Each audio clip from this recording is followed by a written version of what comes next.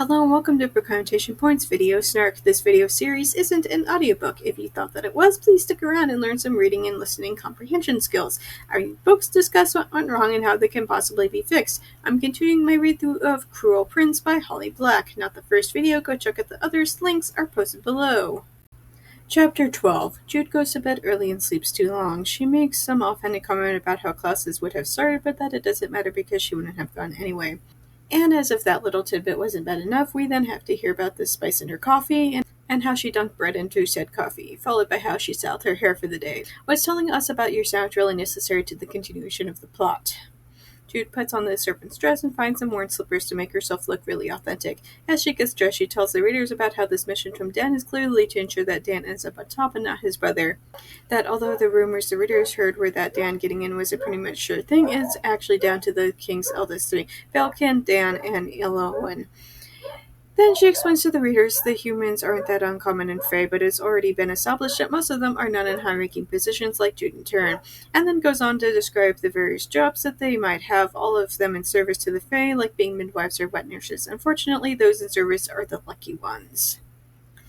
And yet I can see why a mortal would make a useful spy beyond the ability to lie. A mortal can pass into low places and high without much notice, holding a harp or bards, and homespun wear servants, and gowns or wives of squalling goblin children. I guess being beneath notice has advantages. On her way out, Jude runs into Vivi. She's upset over what Taryn told her as well as Oriana, and randomly blames herself for the way that Jude's life is going. However, Jude has other things to think about other than her big sister's emotional turmoil and is quick to dismiss Vivi.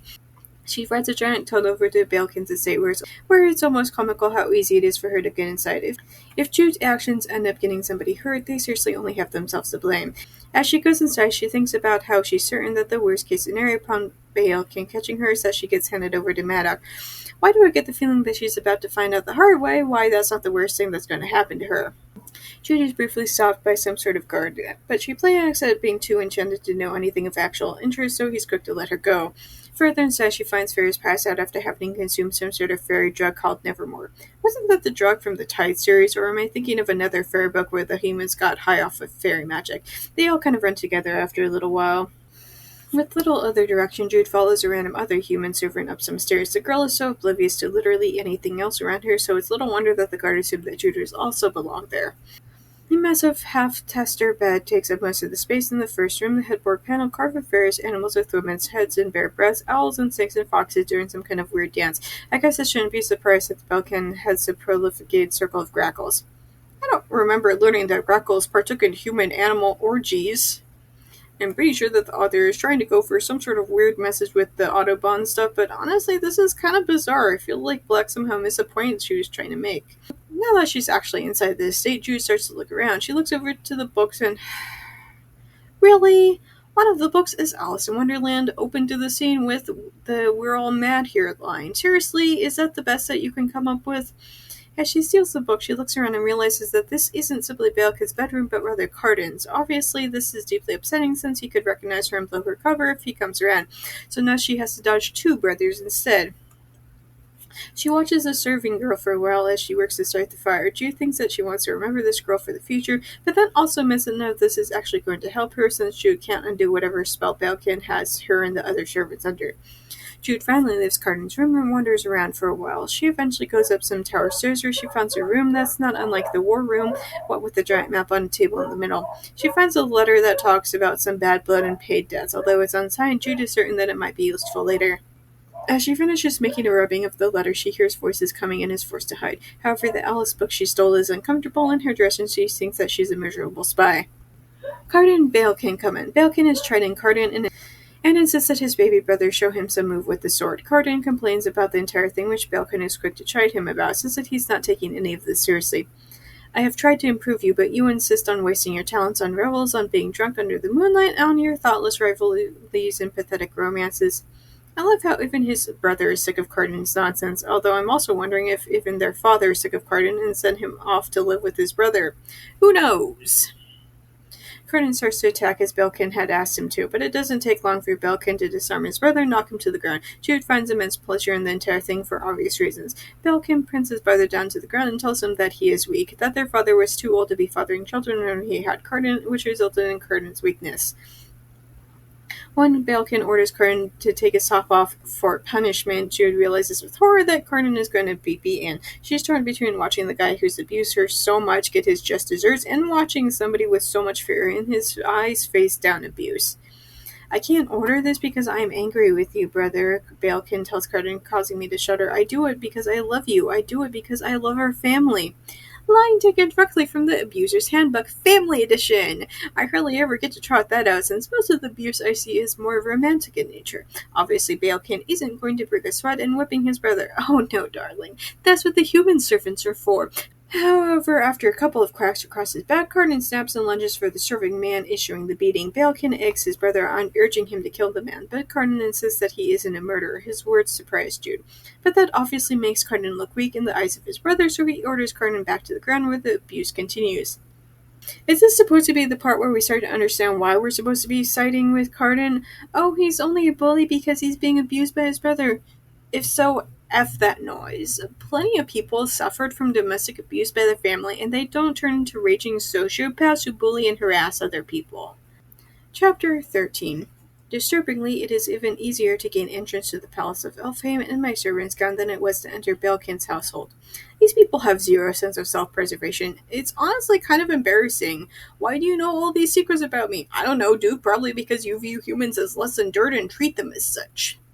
Anyway, Jude obviously goes to the palace so that she can report her findings to Dan. Once in his room, she hands over the rubbing copy of the letter that she found, but says nothing of Balkin beating Carden. Even though one might presume to think your brother is being abused by your other brother would be an interesting bargaining chip. As Dan looks at the notice, servant comes in and introduces himself as Roach. Jude asks if she needs to come up with a snappy name, obviously not being stupid enough to hand out her own name. Roach laughs and says that a name will be provided for her. It's not like he asked to be named Roach, after all. Dan recognizes the handwriting and thinks that it's from Queen Orlognis's mother. He's now under the impression that she has obtained a lot of poison for Balkin, which he obviously intends to use to murder Dan.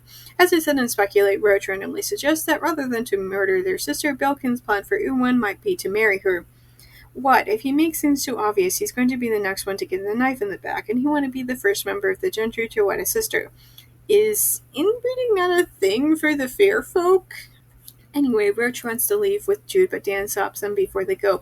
He then uses his power over Jude to command her to not speak of any of this work that she's doing for Dan, anything that she might find while on assignment for him, nor of the spy network that she's about to meet. Jude is helpless to obey.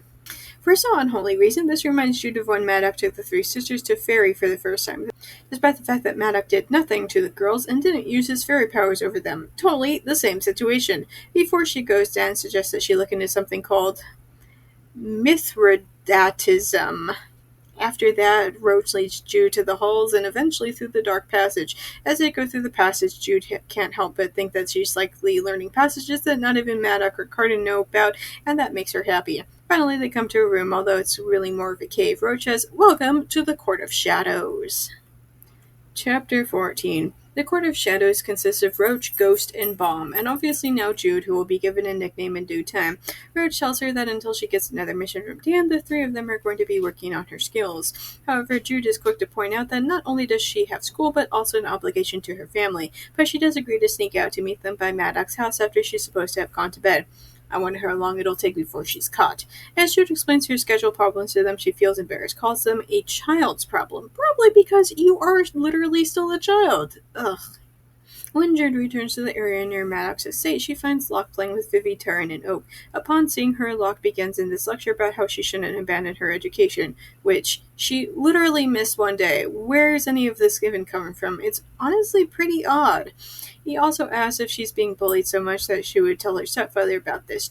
Jude asks what it is that Locke expects for Maddox to do, to go down and murder everybody who is mean to her. It's obviously a ridiculous line of thinking. She's also certain that Maddox will tell her to stand up for herself, which I kind of agree with. Jude wants so badly to remain in the fairy world, so it means that she can't run crying to Daddy whenever somebody is mean to her.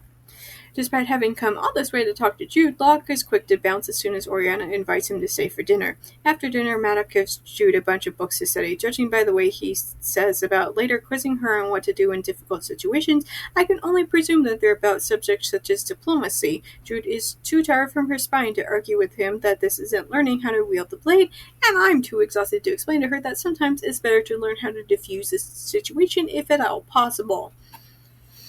After Jude goes back to her room, Taryn comes in to demand to know what's going on with her, although in Taryn's defense, she somehow missed the entire segment of Carden shoving a fairy date rape drug down her throat and forcing her to ship. I thought Taryn had been at school with her, but I guess not. As I talk about Carden's out-of-control abusive behavior, and also why Locke has showed up at the house in search of Jude, I can't help but pause about how Taryn is quick to lump Locke in with Carden and his other friends, mainly because, Locke is still hanging out with Carden and acting like the two of them are besties. I know it's stupid thinking well of one of Carden's friends, but he really did help me. I think that we're all kind of waiting for the other shoe to drop. Jude changes the subjectness about Taryn's love life since she's been acting like she already has somebody in mind. Taryn eagerly tells her sister that there's a guy and he plans to declare his intentions at Dan's coronation. For some unholy reason, thinking about her sister reminds Jude of watching Taryn crying in front of Carden the other day. I think that Jude is right to be worried that the guy is Carden. However, pressing her sister for more info doesn't reveal anything. But Taryn does say, I think that you'll like him, which does reassure her that it's not Carden. Although I'm thinking that there's a hidden side of Carden that Taryn has seen, and that obviously the two of them would get along, as long as Carden isn't shoving fairy date rape drugs down Jude's throat again.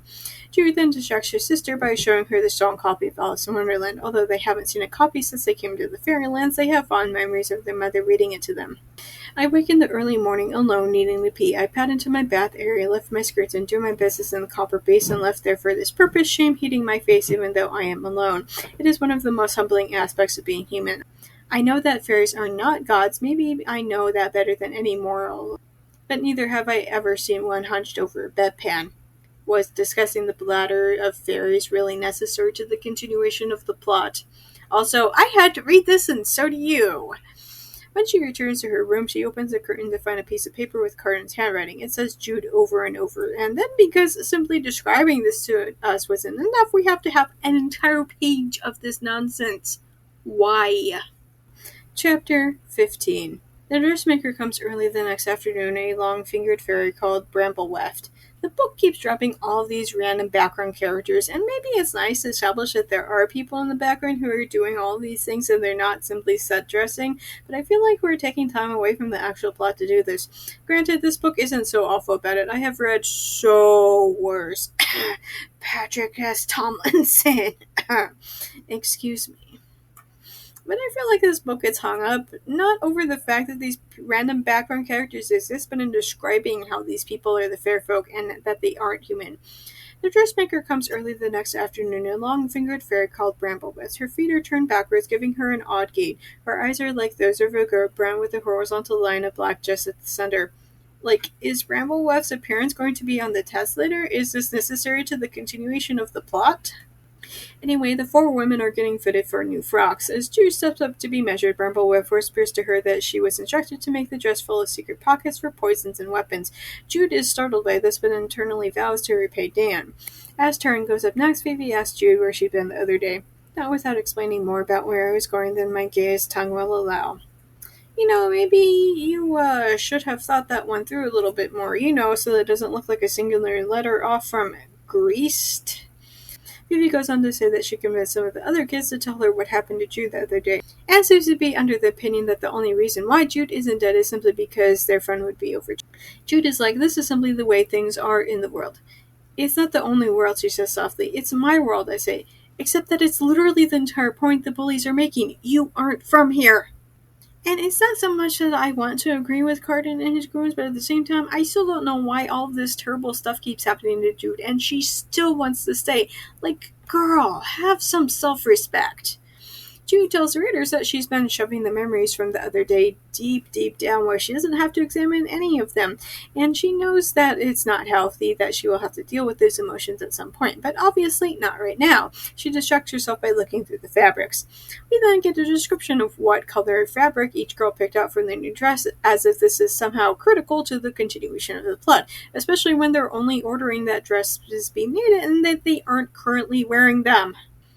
As they're finishing up, Oak comes running into the room, chased by his nanny. He bites Jude, who threatens to tell him a story of a boy whose teeth fell out. Oriana insists that it's time to go up to change for dinner, and swiftly removes Oak from where he's clinging to Jude. Jude is a little upset that Oriana doesn't trust her to be around Oak, that she's never once done anything to indicate that she'd hurt the child that she views as a little brother. Oriana insists that they'll talk with your father after dinner, but Jude snaps back that Maddox isn't her father. Although Jude says that she feels like she's coming undone, I feel like the unspoken comment here is that it's in a good way.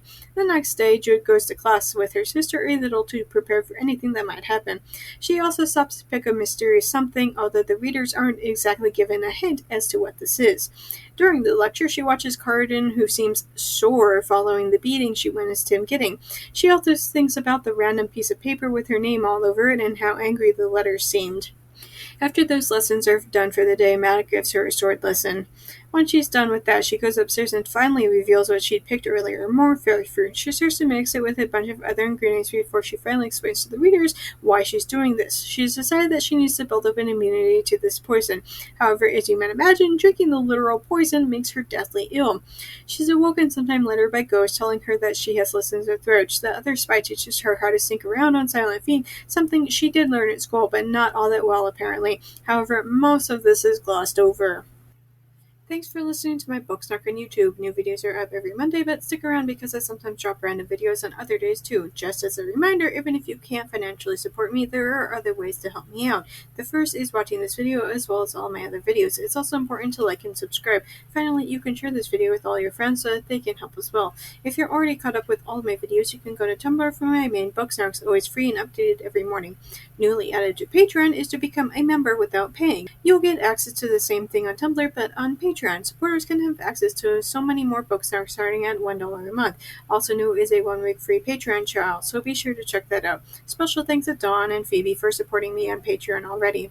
If you want to hear your name in my video next week, either support me on Patreon or make a one-time donation. Do you like my snark so much that you want me to snark your writing? I do that too, but not to worry if you feel like you couldn't take the criticism. I also offer regular book editing as well. You can contact me on any of my social media platforms if you have further questions about my editing services, including pricing options.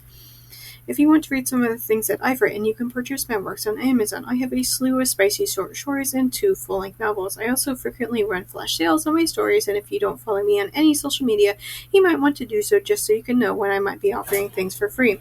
Links for everything will be posted below. I'll see you next week, guys.